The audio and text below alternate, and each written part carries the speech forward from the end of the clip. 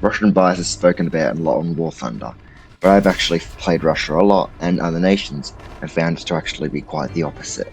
Here's multiple reasons as to why Russian bias isn't real and Russia actually suffers.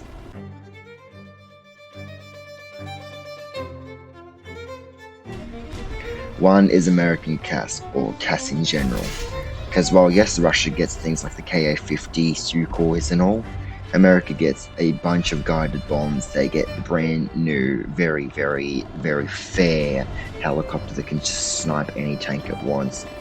And on top of that, you don't have a counter to it, because not everyone in the game is going to spend hours of their life researching anti-aircraft vehicles and jets just so that they can progress slower in the tanks instead of actually playing the ground objectives.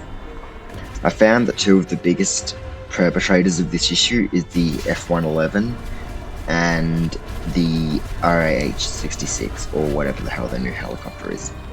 With 14 guided missiles that can take out tanks, and the F-111 just having absolute dumbfest of bombs and guided munitions, it's quite painful to play the game when those are actively trying to destroy you.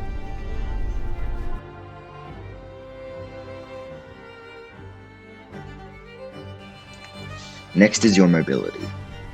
While Russian tanks have a lot of armor starts to become a lot less helpful at top tier, where you'd much rather have reaction time, reloads, etc. Because sure, you might be able to take some main gun rounds, but the second someone shoots you in the lower front plate with a gun, you're not getting out of that situation. I've had situations a lot where I get shot in the barrel or the lower front plate, and I'll either blow up instantly from the lower front plate because of ammunition storage, or I'll be stuck reversing for the next 20 minutes with my barrel broken because Russia has no reverse gears, and even their front speeds, while being good, you're exposing your rear if you're driving away from the enemy like that.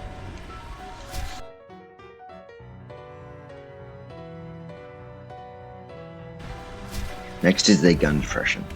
While it isn't exactly rare for a tank to have bad gun depression, Russia has the worst of it.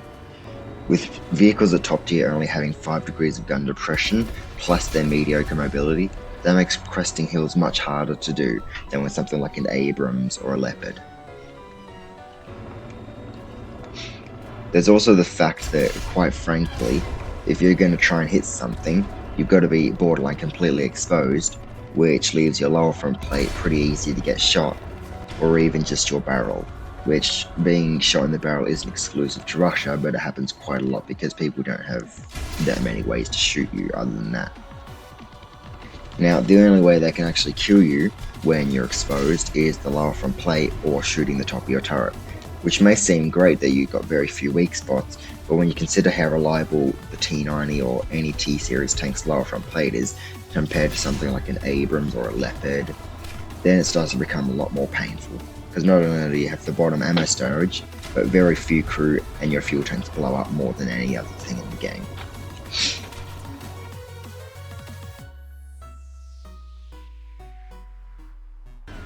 Next is your teammates. The teammates are my main gripe with Russia suffering. With the latest premium sales, you'll find that most of your teammates are inexperienced, bad, and commonly just driving around like there's nothing else to do. So you'll commonly be losing and getting very few kills because the enemy's just slaughtered most of your reinforcements, and overall not having a good time because of it.